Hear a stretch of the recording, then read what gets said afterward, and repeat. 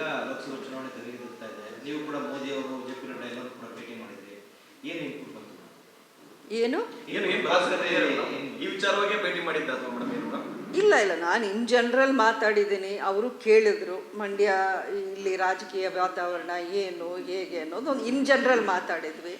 ಖಂಡಿತ ನಾನು ಇಷ್ಟಂತೂ ಹೇಳಿದ್ದೀನಿ, ನಾನು ನನ್ನ ಪರವಾಗಿ ಅಥವಾ ನನ್ನ ಟಿಕೆಟ್ ಅಂತ ಯಾವತ್ತೂ ಯಾವ ಪಕ್ಷಕ್ಕೂ ನಾನು ಲಾಬಿ ಮಾಡಲ್ಲ, ಮಾಡಿಲ್ಲ, ಮಾಡೋದು ಇಲ್ಲ. ಅದನ್ನು ಸ್ಪಷ್ಟಪಡಿಸ್ತೀನಿ. ಫಸ್ಟು ನಾನು ಹೇಳಿದ್ದಿಷ್ಟೇ, ಇಲ್ಲಿ ಬಿ ಜೆ ಪಿಯ ಒಂದು ಸಂಘಟನೆ ಈಗ ಚೆನ್ನಾಗಿ ನಡೀತಾ ಇದೆ.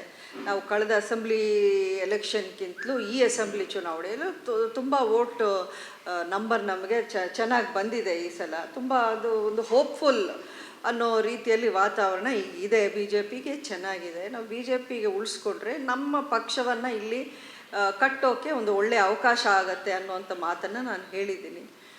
ನೋಡೋಣ ಅವ್ರೇನು ಡಿಸೈಡ್ ಮಾಡ್ತಾರೆ ಏನು. ಅದು ಅದರ ನಾರ್ಮ್ಸ್ ಏನು ಅಂತ ನಾನು ಇನ್ನು ತಿಳ್ಕೊಬೇಕಾಗಿದೆ.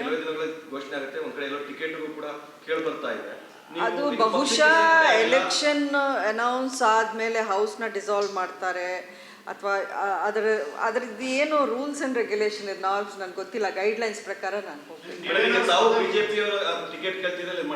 ಸ್ಥಳೀಯವಾಗಿ ಕೆಲವರು ಬಿಜೆಪಿ ಅವರು ಹೇಳುವಂಥದ್ದು, ಒಂದ್ ದಿವಸ ಪಕ್ಷದ ಕಚೇರಿಗೆ ಬರಲಿಲ್ಲ, ನಮ್ಮನ್ನ ಯಾರು ಕೂಡ ಸೇರಿಸ್ಕೊಳ್ಳಲಿಲ್ಲ, ಟಿಕೆಟ್ ಕೇಳ್ತಾ ಇದ್ದಾರೆ ಅನ್ನೋದನ್ನು ಕೂಡ ಹೇಳ್ತಿದ್ದಾರೆ.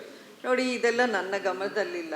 ಅವರು ಅಲ್ಲಲ್ಲ, ಇದೆಲ್ಲ ತುಂಬ ಸಿಲ್ಲಿ ರೀಸನ್ಸ್ ಆಗಿ ನನಗೆ ಕಾಣ್ತಾ ಇದೆ. ಸ್ಪಷ್ಟವಾಗಿ ಇಂಡಿಪೆಂಡೆಂಟ್ ಅಭ್ಯರ್ಥಿ ಅಂತ ಇದ್ದಾಗ ಒಂದು ಪಕ್ಷ ಸೇರೋ ಒಂದು ಟೆಕ್ನಿಕಲಿ ಅವಕಾಶ ಇಲ್ಲ ಅನ್ನೋದನ್ನು ನಾನು ತುಂಬ ಸ್ಪಷ್ಟವಾಗಿ ಚಿಕ್ಕ ಮಕ್ಕಳಿಗೆ ಹೇಳ್ದಂಗೆ ನಾನು ಹೇಳಿದ್ದೀನಿ.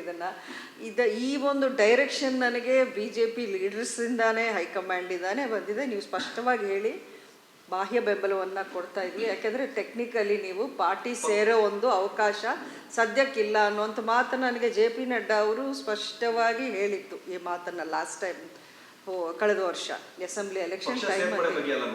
ಅವ್ರನ್ನ ತಮ್ಮ ಜೊತೆಗೆ ಸೇರಿಸ್ಕೊಂತ ಇಲ್ಲ, ಪಕ್ಷದ ಕಚೇರಿಗೆ ಯಾವ್ದಂತ ನಡೆದಂಥ ಸಭೆಯಲ್ಲೂ ಕೂಡ ಅವರು ಹೋಗಿಲ್ಲ. ಇಲ್ಲ, ಪಕ್ಷದ ಕಚೇರಿಗೆ ಅವರು ಕರೆದಾಗ ಮಾತ್ರ ನಾನು ಹೋಗೋ ಅವಕಾಶ ಇರುತ್ತೆ. ನಾನು ಪಕ್ಷ ಸೇರೋವರೆಗೂ ಆ ಅವಕಾಶ ನನಗಿರಲ್ಲ. ಆ ಇನ್ವಿಟೇಷನ್ನು ಪಕ್ಷದ ವತಿಯಿಂದ ಬರಬೇಕು. ಇಲ್ಲ, ಇದು ಮೇ ಬಿ ಅದು ಯಾರಾದರೂ ಹೇಳಿಸ್ತಿದಾರೋ ಏನೋ, ಇದರಲ್ಲಿ ಏನೋ ಗೊಂದಲ ನನಗೆ ಗೊತ್ತಿಲ್ಲ. ಅಂಥದ್ದು ನನಗೆ ಗೊತ್ತಿರೋ ಮಟ್ಟಿಗೆ ಏನಿಲ್ಲ. ಪಕ್ಷದ ಲೀಡರ್ಸ್ ಎಲ್ಲರೂ ನನ್ನ ಟಚ್ಚಲ್ಲಿದ್ದಾರೆ. ನಮ್ಮ ಲಾಸ್ಟ್ ಎಲೆಕ್ಷನಲ್ಲಿ ನಿಂತು ಡಿಫೀಟೆಡ್ MLA ಕ್ಯಾಂಡಿಡೇಟ್ಸ್ ಯಾರಿದ್ದಾರೆ ಅವರೆಲ್ಲ ನಮ್ಮ ಮನೆಗೆ ಬಂದಿದ್ದಾರೆ. ನಾರಾಯಣಗೌಡರು ಅದರಲ್ಲಿ ಸೀನಿಯರ್ ಇದ್ದಾರೆ, ಅವರೂ ಸಹ ನನ್ನ ಜೊತೆಯಲ್ಲಿ ಟಚ್ಚಲ್ಲಿದ್ದಾರೆ. ಬೆಂಗಳೂರಿನಿಂದ ಮಂಗಳೂರುವರೆಗೆ, ಬೀದರ್ನಿಂದ ಚಾಮರಾಜನಗರದವರೆಗೆ ನಿಮ್ಮ ಸುದ್ದಿ ನಿಮ್ಮದೇ ಭಾಷೆಯಲ್ಲಿ. ಕರ್ನಾಟಕ ತಕ್.